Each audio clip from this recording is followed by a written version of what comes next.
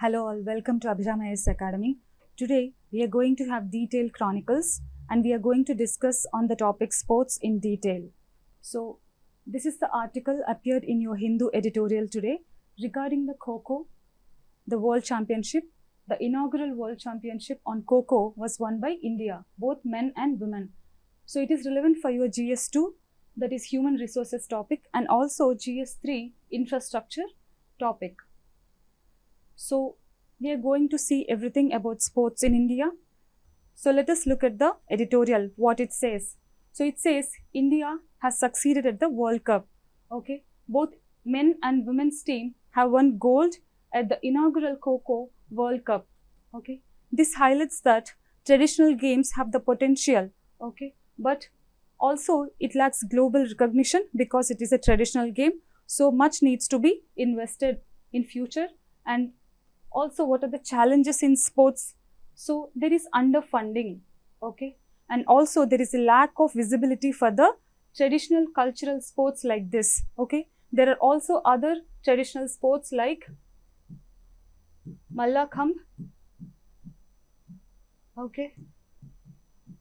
Then we have Lagori and also your Kalaripayattu, okay. So these traditional sports lack much recognition, and the latest Pro Kabaddi League offers some hope to these traditional sports.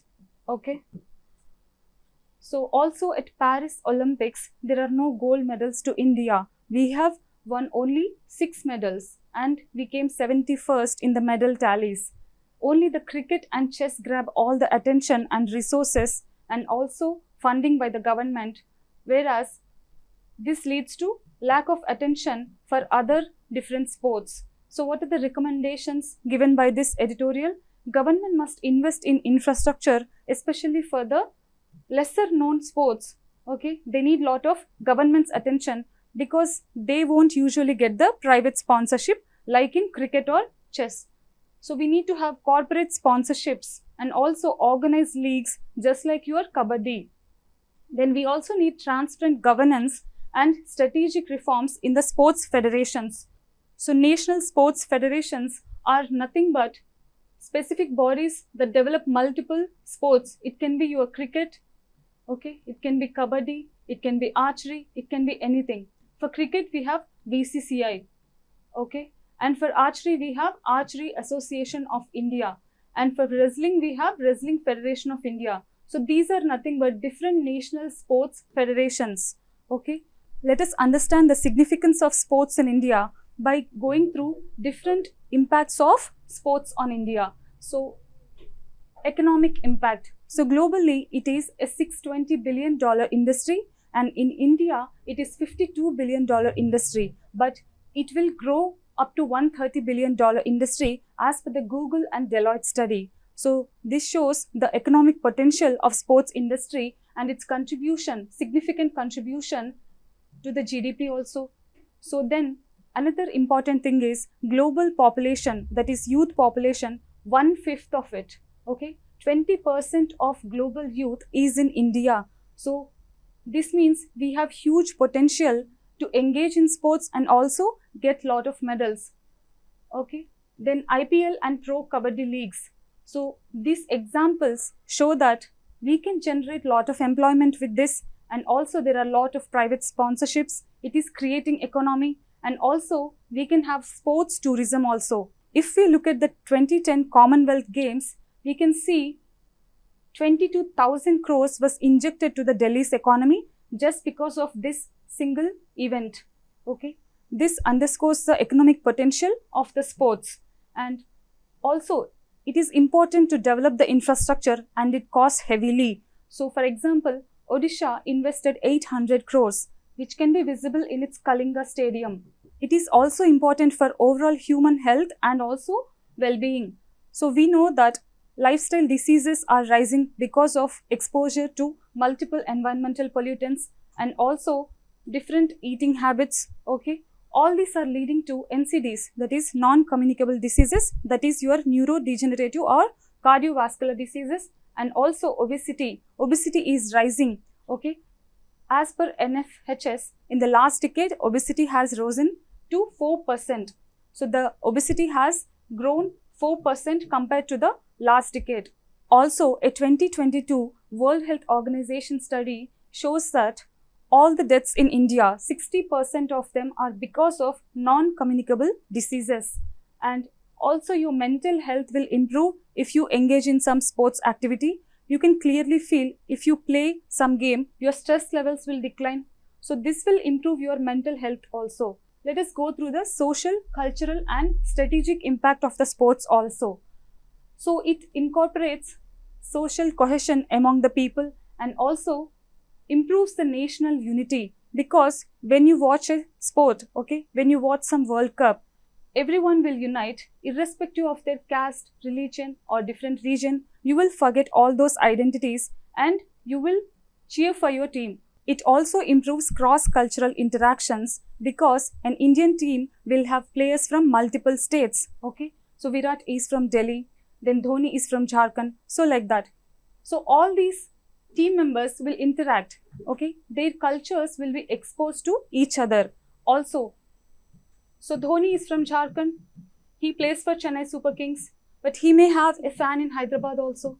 So this shows even the fans can have cross-cultural interactions, and also it leads to empowerment and equality.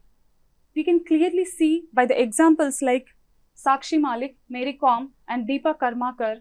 They have fought the traditional patriarchal norms and came out successful as female athletes. And then even the Beti Bachao Beti Padhao scheme has sports as an empowerment component. Okay, sports is seen as a tool for empowering young girls under this scheme. Government also announced a draft bill on sports in October 2024. It has provisions like athlete commissions. Okay, these are nothing but the commissions that will govern all the aspects of athletes, and it has a provision that there should be one male and also one female member on the governing bodies of these athlete commissions. This shows government has understood the gender dimension also, and in UK also these gender dimension or gender principles are mandatory. Okay, so this can be quoted as a case study. Sports also have known to uplift the marginalized communities like tribals, even the rural and remote areas. Tribal talents are showcased in these sports. So with the schemes like special area games, so this is a scheme by Government of India which will exclusively cater to the rural remote locations and unearth the hidden talents in these areas. Then sports as a soft power. So sports can be acting as a major soft power also. Why do we say this? So sports will give us global recognition. For example, when Neeraj Chopra or PV Sindhu wins a medal for India, it will improve India's global image also. So that is nothing but our soft power. It will also improve cultural integration. That is, when our national athletes improve or excel at the international domains, it will give recognition to the Indian sports also, like your Kabaddi. So we can also vouch for these sports, okay, and popularize them at the international level. So that is your cultural integration aspect. And tourism also. It will enhance the tourism also. How? Odisha Hockey World Cup. So Odisha is set to host the next Hockey World Cup. So this is significantly will have a positive impact on Odisha's tourism sector, okay. And also, we all know sports will inculcate lot of discipline, and even in the Naxal affected areas of Chhattisgarh, authorities use sports as a means to divert the youth away from the violence and make them somewhat productive by inculcating discipline through sports. Let us have a look at the sports governance ecosystem. So let us go through that. Why do we need governance or good governance in sports? So in any field, if we want to excel and bring the best out of it, we need transparency, some principles like this. That is your transparency or ethical practices, accountability mechanisms, and also fairness, a sense of fairness and justice, and also inclusivity. So all these will be ensured by your proper governance system. Okay, even the companies are governed through Companies Act, that is nothing but a good governance mechanism inculcated by the companies through the provisions under this act, like that. So that is the importance of the governance. Then it will also help us align sports field with the national socio-economic goals. And being an entry 33 in the list 2 of the 7th schedule, sports is a state subject, which means the predominant responsibility to develop and administer the sports lies with the state government alone, and center will support the states in this. Okay, center will play a facilitatory role in this in a major part.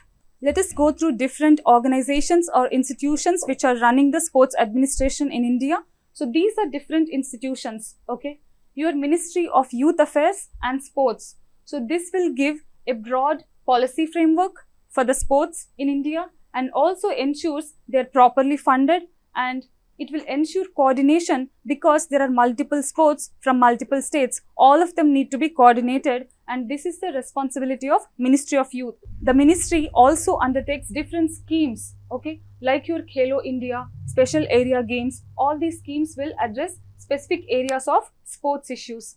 Then we have Sports Authority of India. So what is this? It was established in 1980 mainly to address the grassroots deficiency in the sports system. So it wants to have world-class training facility. It wants to have talent scouting, that is talent hunting, and also state-of-the-art facilities for the athletes who are going to participate in multiple events. Okay, so it will provide the infrastructure which is world-class for the athletes. So this is one major body. Then we have Indian Olympic Association. So what is this? It was set up in 1927 initially to represent India at the international events. Eventually, it was revamped later also in 1948 and also after independence. Then what is its work? So there are multiple national sports federations and also different state governments. So they all need to have sports competitions. Okay, they need representation at the international level.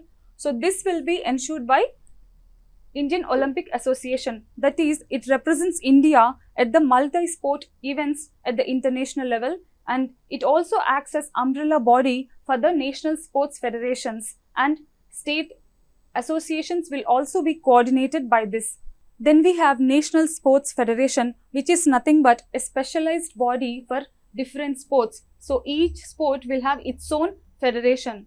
Okay. So let us have a look at the examples. BCCI is for cricket, BAI, that is Badminton Association of India, for badminton. Then we have Wrestling Federation of India, and AIFF, that is Football Association, and also Hockey India. So all these. You also have Archery Association of India. Okay. So these are nothing but bodies which have sports governance as a domain, and also they promote specific sports. So that is their function. Then we have another stakeholder, that is state governments. We can see successful states like Odisha for hockey and Haryana for wrestling. So this underscores the importance of states' efforts in excelling at some sports. Okay, it will ensure there is grassroots promotion. Okay, and then we have private sector also. So private sector or some non-profit or non-government entities. So private sector is mainly engaged in the sponsoring. So the cricket sponsoring has 9,500 crore market. Okay, but there is a problem.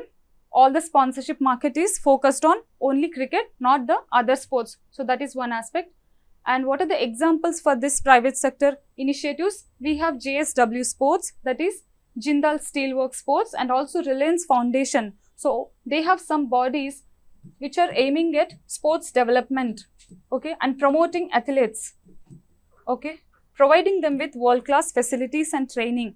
And we also have individual initiatives like Pullela Gopichan Academy and also Tata's Football Academy. So these are different private initiatives which also have a bearing on the sports ecosystem in India. So what are the key policies undertaken by the government in sports? So let us have a look. So in 2011, we have National Sports Development Code. It is mainly nothing but a compilation of guidelines for ensuring ethical governance in sports. Okay, it has some codes. Okay, It has different guidelines, rules, regulations. All these are to be followed in sports administration. It has provisions for transparency in the functioning of the national sports federations and also has tenure limits. That is, the elected officials have to have some fixed tenure, okay? And beyond that, they cannot continue. And we also have draft national sports policy, which was announced in October 2024. It is mainly aiming to build a framework for developing the sports as a whole, okay? And also it has some interesting elements like talent scouting through AI, that is artificial intelligence driven talent scouting, and also has provisions for inclusivity. Next, we have draft national sports governance bill. So this is also announced in October 2024. So it has provisions for athletes' overall welfare and also incorporating some ethical principles in the sports governance. So these are different policies. We will go in detail these two. Let us have a look at the draft national sports policy 2024. It was announced and mainly to address the modern challenges and advancements aligned with the latest advancements, because there is AI now and there is data analytics, okay? All these will also help in upgrading the performance of the athletes, okay? And training and coaches, all this. So all these were modern challenges. So to address them and align with the global best practices, we have come up with this policy. It is also to ensure India's competitiveness at the global level, because countries like China and US aggressively invest in the grassroots talent, okay? So they invest hugely, especially China. Complete sports administration or development is backed by state alone, majorly. So that is the reason for majority of its medal tallies, okay? It has huge number of medals. And also for other reasons like sports can act as a soft power, and also 20% or 1/5 of global youth is in India. So these are the reasons why this policy was introduced. There are 5 pillars, okay? So there are 5 pillars under this policy. We will go through them. First one is excellence. That is nothing but having world-class infrastructure or the state-of-art technologies which will help in upgrading our athletes, okay? And also the talent scouting is not manual. It is driven by artificial intelligence now. Also, we want to make sports an economic driver. So that is to make it as a full-fledged industry, develop some kind of sports tourism, and also develop some manufacturing clusters, okay? Like in Jalandhar, we have a sports manufacturing cluster. And also by hosting major international events, we can have economy also, okay? We can have economic contribution or GDP contribution. So we want to make sports a major economic driver through this policy. And then it can also have implications for social development, because it wants to encourage indigenous games like your Kho-Kho, Kabaddi, okay? And also Mallakhambh, all these. So it wants to incorporate and facilitate investment of these sports also. For example, we can understand the potential of these traditional games by looking at this example. In Rajasthan, they have conducted a rural Olympics, okay? But surprisingly, it saw 30 lakh participants. So this shows there is a huge potential in the rural level, especially for the traditional games, okay? And we have people's movement. So we also want to make sports a people's movement, okay? How do we do that? By revamping the physical education system. That is, we want to integrate the sports as a curricula in the academics. So that is one. And also we want to incorporate national fitness ranking and indexing. That is, for different schools, we can also track the fitness of the students. Next, harmonize with the National Education Policy 2020. That is also one provision in this policy. That is, we can have inter-school sports leagues, okay? Different schools can compete on different sports. So that is one provision. And also we can include sports as a core subject, just like any other academic subject, okay? Already Mizoram has done this.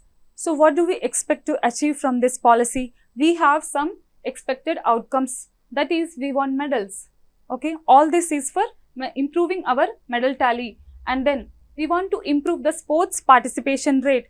Right now, the participation is abysmal 6%. Comparatively, US has 20% and Japan has 60%. Okay, comparatively, India has very low sports participation rate. So we want to improve this with the policy. And also, we want to develop sports as a major economic driver by developing it as an industry itself. Then it is also important for our physical and overall mental well-being. So these are the reasons and outcomes we are going to expect. Let us look at the Draft National Sports Governance Bill of 2024. So it was also introduced in October 2024. Its main aim is to enhance the accountability and also ensure athletes' overall well-being or welfare. So these are the major objectives, that is sports development, good governance, and also grievance redressal mechanisms. So sports development, that is we want to have world-class infrastructure, develop the professional capabilities of our athletes, and also ensure their well-being. Okay, we are focusing on the athlete also as a major stakeholder in this bill. Then good governance practices are also there in this. There are ethical governance principles also here, and we want to ensure some level of transparency and accountability through this bill. And we also have an institutional mechanism for grievance redressal to safeguard athletes if they have any grievances and prevent any kind of exploitation and harassment. So it aims to have a unified mechanism for all the sports, okay, single grievance redressal body for all the sports. It will ensure there is a prompt dispute resolution, and it will also safeguard the athletes' rights. So these are the objectives. So let us go through the key provisions of this bill. We want to have a centralized sports regulatory board, some ethical governance principles, and athlete welfare measures are there, that is your athlete commissions, and also safe sports policy, and we have anti-doping compliance also in this, and we have mechanisms to ensure there is public accountability. Let us go through each. So what is a centralized sports regulatory board? It is just like any other regulatory board, that is your SEBI for markets, okay, or your RBI for banks. So they are all regulatory boards for specific domains. So just like that, for sports, we are going to have a centralized regulatory board, okay, and we also want to have some ethical governance principles in this. So what does this board do? It basically recognizes and regulates all the national sports federations' activities. So it is some kind of accreditation or recognition will be given to these bodies, and it will make sure they will comply with all the norms, okay, and it will monitor their compliance.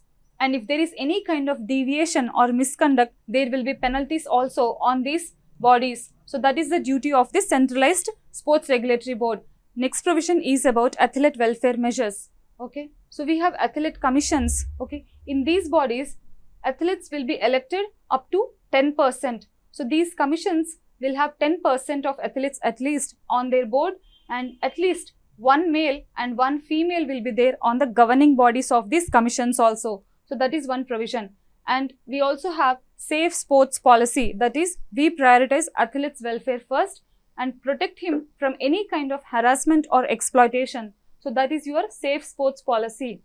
And also we will make sure the rules under or the provisions under 2013 POSH Act, that is your Prevention of Sexual Harassment Act, are followed. Then we have anti-doping compliance. So we have to comply with the national and the World Anti-Doping Agency regulations and guidelines. So to ensure that, we need to educate the athletes and also improve the testing facilities within the country. And the governing bodies will ensure they are properly followed and enforced also. So we have a provision for anti-doping compliance also in this bill.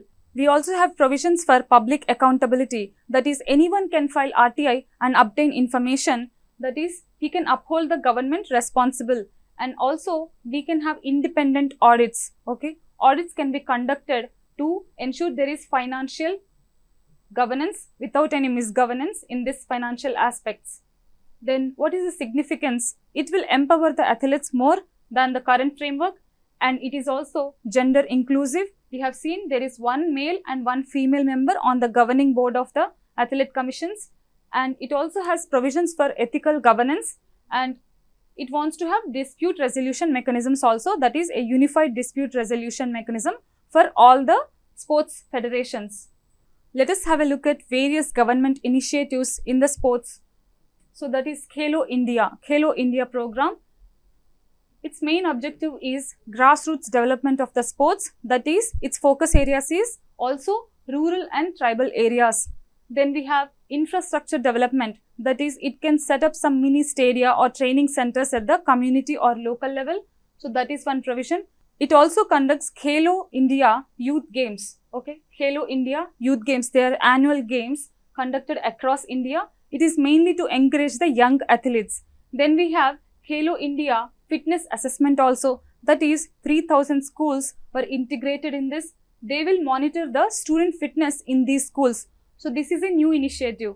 Then we have what are the achievements so far. That is, around 2,500 athletes per year are actually receiving scholarship worth 6.28 lakh per year. So that is one significant achievement. We also set up 1,000 Khelo India centers at the national level. So this is mainly to nurture the local talent. There is another scheme, that is Targeted Olympic Podium Scheme. So that is nothing but TOPS. So the abbreviation itself says it is aiming for the top. So any kind of athlete who has the potential to win Olympic medal will be focused in this scheme. So it provides comprehensive support to such athletes. So your Neeraj Chopra is also one such beneficiary. He was also trained under this top scheme. So what are its provisions? It provides top tier coaching, okay, and technology driven monitoring with all the latest upgrades, and also training facilities and coaching assistance. Any kind of financial assistance will also be given to the athlete. So it is mainly for winning medals at the international competitions.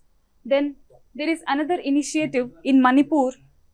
The government has set up Khelo India National Sports University. So that is, Government of India has set up this university at Manipur. What is its main aim? It is wanting to integrate sports education, research, and also excellence. Excellence is nothing but your world-class infrastructure for the athletes and training. And research is nothing but it wants to create a skilled pool, okay, who can do research in sports and help the athletes. So that is about research, and also educate about the sports, okay, and wants to mainstream sports. So these are the provisions. Then we have special area games, okay, and also Fit India scheme. Special area games, the name itself shows it is for special areas, that is rural, remote, tribal areas. So it is mainly to identify, that is talent scouting, and also nurture their talent, especially in the tribal, backward and remote locations. So that is for special area games. Next we have Fit India movement. So this is nothing but a nationwide campaign to encourage healthy lifestyle and also physical fitness among the citizens. So the government also rewards the merit through numerous mechanisms like monetary recognition and different awards like Major Dhyan Chand Khel Ratna and also Arjuna Award. So it will offer monetary recognition for exemplary performances, especially when they excel in the international competitions. Okay, in 2020, Neeraj Chopra was offered 75 lakh when he won the Tokyo Gold. Okay, and there are other awards like Major Dhyan Chand Khel Ratna. So this is the highest sports honor in India. Okay, so it is every sportsman's dream. This year, it was offered to 4 major sportsmen, that is nothing but D. Gukesh, okay. He was offered in the domain of chess for entering the International Federation of Chess rankings, top 10 rankings. And then we have Harmanpreet Singh. He was the hockey team captain and the team has won the bronze medal in Paris Olympics. And we have Manu Bhakar also. She won double medals, okay. She won 2 bronze medals in the Paris and 1 Dhyan Chand Khel Ratna, okay. This is for shooting. Then we have Praveen Kumar also. He is a Paralympic medal winner. He won gold in high jumps in the Paralympics of Paris. So these 4 are the recent awardees. Then we have Arjuna Award. It is also for outstanding performance with consistency, okay. So these are some notable Arjuna awardees. We have Preeti Paul, okay. She won the track and field athletics in Paralympics at Paris. And Ritu Negi, that is a Kabaddi player, she won Asian Games gold in 2022. She was awarded Arjuna Award this year. And in the past, we have some significant ones like Nikhat Zareen, okay, for boxing in 2022. and also R. Pragnananda was awarded this for chess in 2022 again. Next, sports welfare and development funds. Government also aims to fund sports events for specific purposes like Pandit Deen Dayal Upadhyaya National Sports Welfare Fund. So this is for those athletes who are struggling, that is they are at the end of their careers and are struggling financially. So this fund will support them, especially the national and international champions. And we have national sports development funds also. This is to encourage the private participation in the sports. Let us understand the challenges faced by the sports in India. So these are the governance challenges. So there is overlap of responsibility because of multiple institutions having similar functions, especially the Ministry of Youth, Indian Olympic Association, and also your specific national sports federations. All of them have responsibilities like development of sports, some kind of funding, okay, and also they have to provide infrastructure and training. So there are similar domains, similar functions for all these bodies. However, their degree may vary. And when there are no clear delineation of roles, eventually it will lead to finger pointing, especially when there is a failure. Okay, when there is a failure, each of the body will blame the other body. So that is the problem. And also it leads to wastage of resources because there is lot of duplication of the efforts. So that is one criticism. Then there is corruption, nepotism, and also limited transparency. This is another major criticism. In 2012, we have IOC suspension by the International Olympic Organization. So IOC, that is Indian Olympic Committee, was suspended because a tainted official, Abhay Singh Chautala, was heading it. Okay, he was elected among the board members, which was against the Olympic Charter principles. There are also no transparency in the election process, and often there are allegations of nepotism in these elections. There are also other problems like conflict of interest. For example, Sourav Ganguly was heading the BCCI, but he also indulged in brand endorsements, which was pointed as a conflict of interest. BCCI governance was also questioned when the IPL founder Lalit Modi was allegedly involved in irregularities in awarding different contracts. So that is one event. And then in 2022, we have All India Football Federation suspension by the FIFA also. That is also because of delay in the elections because of the influence of the former president Praful Patel, who was allegedly involved in favoritism in elections. So that is also another reason. And in 2011, we have KPS Gill's extended tenure beyond authorization. So that is also one complaint. He was heading the Hockey India Federation. Archery Association of India also faced similar allegations of nepotism and lack of transparency in elections, so which led to its de-recognition by the World Archery Association. Then Delhi Commonwealth Games was tainted with the scam allegations up to 70,000 crores. This happened in 2011, that is 2011. Then there are other criticisms. There is lot of gender disparity, and especially women are not heading any leadership roles in the sports bodies. PT Usha or Usha Kiran is the first woman to become a member of IOA, that is Indian Olympic Association, but this is the first time and it happened in 2022. So there were no women members earlier. And even the Hockey India has a women secretary, that is Mushtaq Ahmed. She was the first woman secretary, but these are all exceptions rather than norms. That is the criticism. Okay, there are no women in BCCI, and even the women's teams members will be selected by the panels heading by all men group. There is no women on the panel also. So these are different criticisms regarding the governance. Let us have a look at other challenges, that is with respect to talent, resources and infrastructure. So there is a lack of sports culture in India. We have already seen just 6% citizens actually participate in sports. Comparatively, US has 20% and Japan has 60%. Okay, we lack the sports culture. So that is one major issue.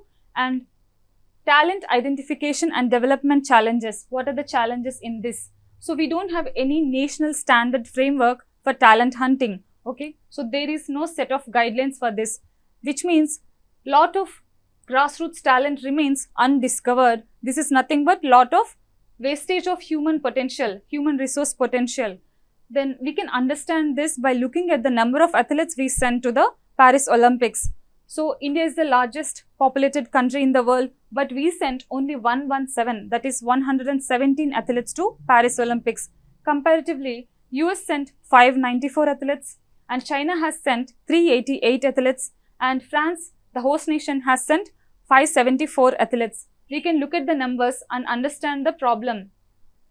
Next, resource constraints. India spends very less, that is just 6 rupee per capita on the sports, whereas comparatively China spends 500 and Australia spends 2000 per capita on sports.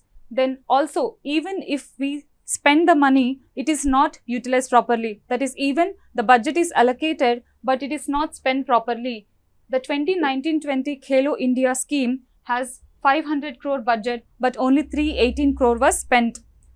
Then also, private sector focus is solely on very few, that is cricket, whereas other sports are not getting any kind of attention or funding. So these are the challenges with respect to resource constraints.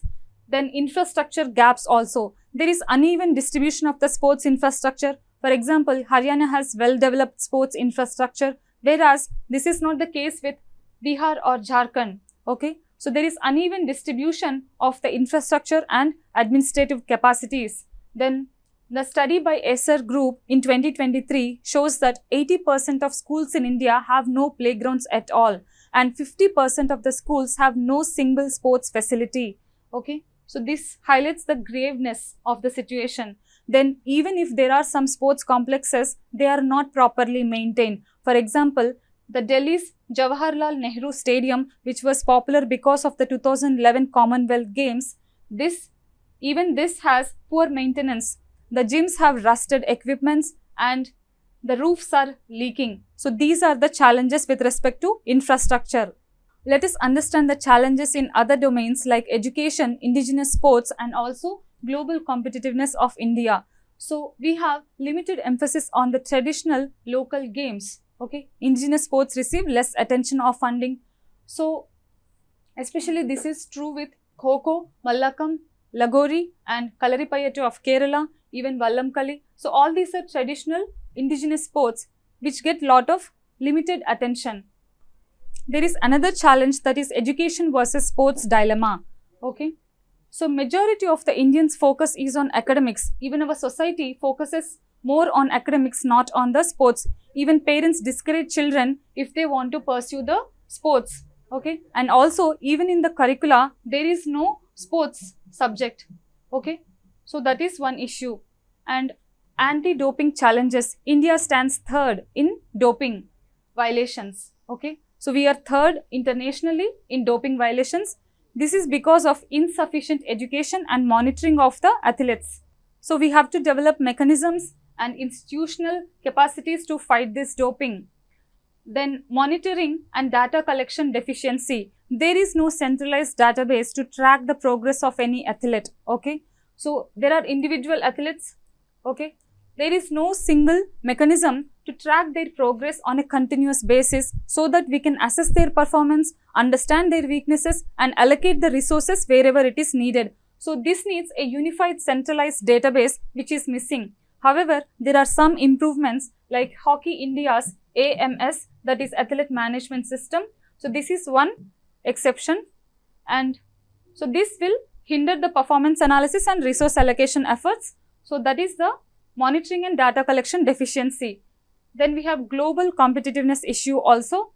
We have very low medals compared to our population. We have already seen we are sending very few number of athletes and our medal tally is also very low. There is also another major challenge, that is limited participation in some niche sports, that is your high cost winter and water sports. We also see no participation in Olympics in these areas. So that is another challenge. We can look at the different case studies and incorporate the best practices to improve our sports administration. Okay, so Odisha is a hub of sports excellence. It has recently invested 800 crore to improve its sports infrastructure. It has constructed the Kalinga Stadium also for this, and Odisha also has Naval Tata Hockey High Performance Center which nurtures the young talent. Odisha also has significant partnerships with Hockey India and also International Federation of Hockey, because of which it earned the title Sports Capital of India. Next we have Mizoram. Okay, Mizoram has declared sports as an industry. Industry means it can have investments from the private participants. Okay, even the government can support through some tax breaks or low cost loans like this. So these benefits can be availed by the sports because it was declared as an industry by the Mizoram. So these are some policy reforms undertaken by the Mizoram. This recognized sports as an industry. Then there is grassroots football academies also in Mizoram. They have partnerships with FIFA and All India Football Federations also. They also aim to build social cohesion and reduce anti-social activities among the youth with these initiatives. Then we have Haryana, which is a successful wrestling state, okay, and also a boxing powerhouse. So it focuses mainly on the rural talent, okay. It has very good talent scouting mechanisms because of which it can easily identify and train the rural young people. So it also has lot of financial incentives for them. Even the stars, Bajrang Punia, Vinesh Phogat and Ravikumar Dahiya, all are from Haryana, and it has so far obtained 6 Olympic medals also. So single state has obtained 6 Olympic medals. It also offers jobs for the medalists, okay. Then we also have initiatives like Pro Kabaddi League, because of which there is also a revival of Kabaddi and also make the sport economically viable and also get lot of sponsorships for the sportsmen. So all these are benefits. It has also unearthed lot of rural talent. So initiatives like this can be replicated for other indigenous sports also. So how do we address these challenges? We can bring reforms to address them. So these are the reforms. Governance and transparency reforms. We need to have a national sports governance framework, okay, just like your upcoming policy. And athletes commissions have one male, one female member in the governing body, but they don't have 30% female representation, which also needs to be incorporated. Then we need to have independent audits to ensure there is transparency and accountability in their functioning of National Sports Federation and other sports bodies. Grassroots development and talent nurturing. In this domain, we need to scale up the initiatives in Kerala, that is one panchayat, one playground. So every panchayat should have one playground of its own. So that is the initiative in Kerala. We need to scale it up to the national level. Also, broaden your Khelo India program to cover the tribal and underserved areas also, okay. Then also use the artificial intelligence based talent scouting, which is already there in your policy, and also encourage private participation by giving some incentives to them. Then infrastructure and financial investments. Promote some PPPs, that is public private partnerships for infrastructure development, because we have seen infrastructure development is really costly.